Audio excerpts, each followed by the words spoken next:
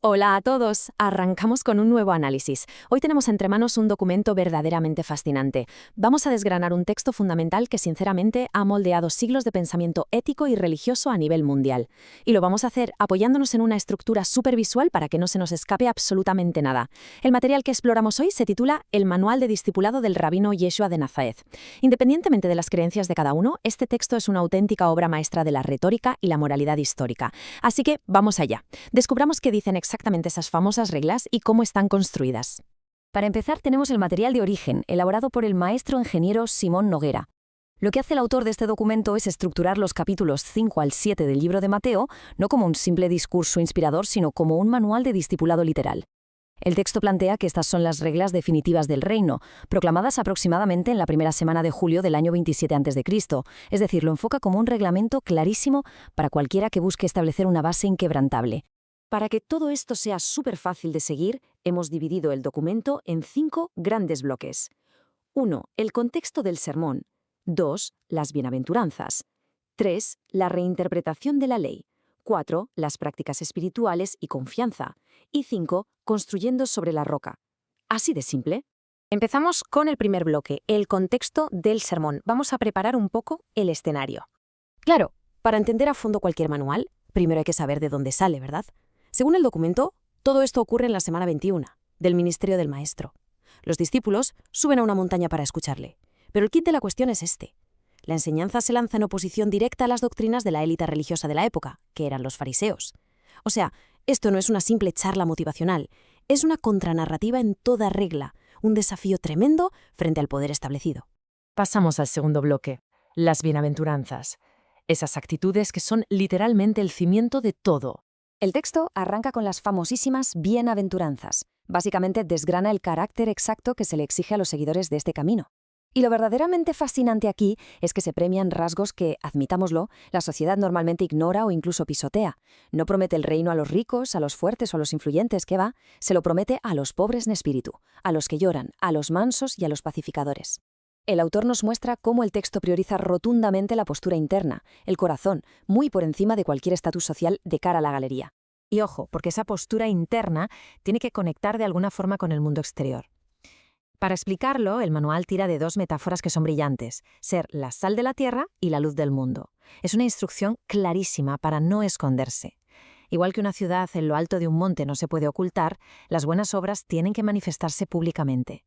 El objetivo, alumbrar a los demás y, en última instancia, glorificar al Padre que está en el cielo. Pero cuidado con confundirse, porque esto no va de hacer borrón y cuenta nueva con las reglas antiguas. Fijaos en esta cita clave del manual. No he venido para abolir la ley, sino para cumplirla. El documento sostiene que no va a desaparecer ni una sola coma de la ley judía, la Torá. Es más, le da una vuelta de tuerca y sube el listón. Afirma que para poder entrar en el reino, la justicia de los discípulos tiene que superar con creces a la de los fariseos. Casi nada. Esto nos lleva directos al tercer bloque, la reinterpretación de la ley. La famosa estructura de «pero yo os digo». Aquí es donde vemos cómo se eleva ese estándar mediante una revisión radical de la ley antigua. El texto usa un patrón repetitivo que engancha muchísimo. Oísteis que fue dicho, pero yo os digo. Básicamente pasa de exigir un mero cumplimiento físico a demandar una transformación interna total. Por ejemplo, la antigua ley decía no matarás, ¿vale? Pero el nuevo estándar dice que si te enfadas sin razón con tu hermano, ya te la estás jugando en un juicio. La antigua ley permitía el ojo por ojo, el nuevo estándar, no resistir al mal y, lo que es más radical todavía, amar y orar por tus enemigos y por los que te persiguen. En temas de pureza y honestidad, las directrices llegan a unos extremos metafóricos que impactan. El documento señala que mirar con codicia ya es adulterar en el corazón. Incluso sugiere que si tu ojo o tu mano te hacen caer, es mejor quitarlos que acabar de cabeza en el Valle de Ginón, lo que aquí se referencia como la Gehenna o el infierno. Además, prohíbe tajantemente los juramentos. Exige un nivel de honestidad tan brutal que un simple sí o no tiene que ser garantía suficiente. Todo lo que pase de ahí, dice el texto, procede del mal. Entramos en el cuarto bloque, prácticas espirituales y confianza, la búsqueda de una espiritualidad auténtica de verdad. Aquí el manual deja a un lado la ética entre personas y se mete de lleno en los rituales y la conexión directa con lo divino. Y presenta un contraste bestial entre el camino de los hipócritas y el camino del reino. Los hipócritas son los que van tocando la trompeta al dar limosna, rezan de pie en las esquinas y ponen cara de sufrimiento al ayunar, única y exclusivamente para que la gente les aplauda. En cambio, el manual manda hacer justo lo contrario: dar en absoluto secreto, rezar en una habitación a puerta cerrada y lavarse la cara para que nadie note el ayuno. El foco está puesto al 100% en buscar solo la recompensa del Padre, que es quien ve lo que pasa en secreto. Y justo en este contexto de oración súper íntima y sincera, el texto nos deja una plantilla específica, famosísima a nivel mundial, el Padre Nuestro. Lo interesante al analizar la fuente no es solo que pide provisión para el día a día, con lo de el pan nuestro de cada día, sino la altísima condición que le pone al perdón. El documento lo suelta sin puños calientes justo después de la oración. Si no se perdonan las ofensas a los demás, el Padre tampoco perdonará. Es un compromiso de doble vía, sin letra pequeña. Después de esto, el manual ataca un tema muy de nuestro día a día, la ansiedad mundana. Ordenan no acumular tesoros en la tierra, donde la polilla y el óxido lo destrozan todo, sino guardarlos en el cielo. Y para ello usa unas analogías que son una maravilla.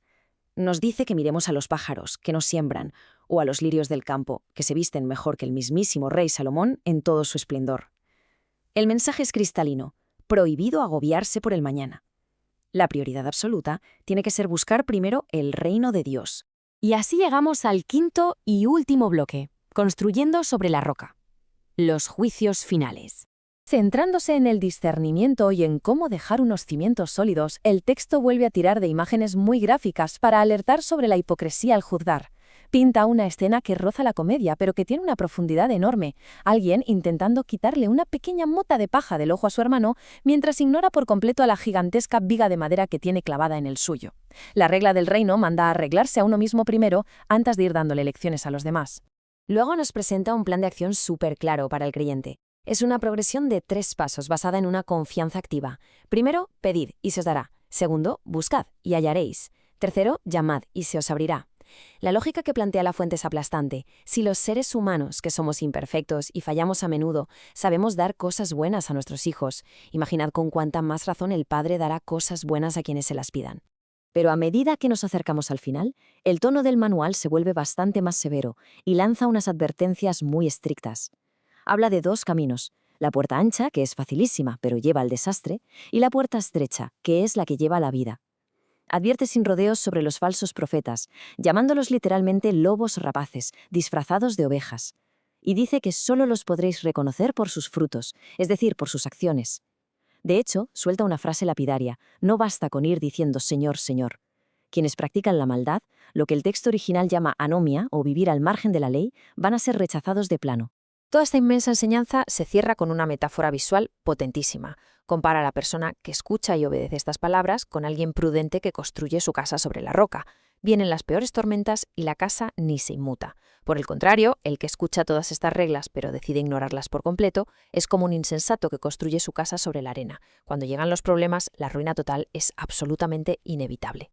Las fuentes concluyen relatando que la multitud se quedó maravillada ante esta doctrina, y es lógico porque enseñaba con una autoridad nunca antes vista, a años luz de los escribas de su tiempo. Y todo esto nos deja una reflexión espectacular.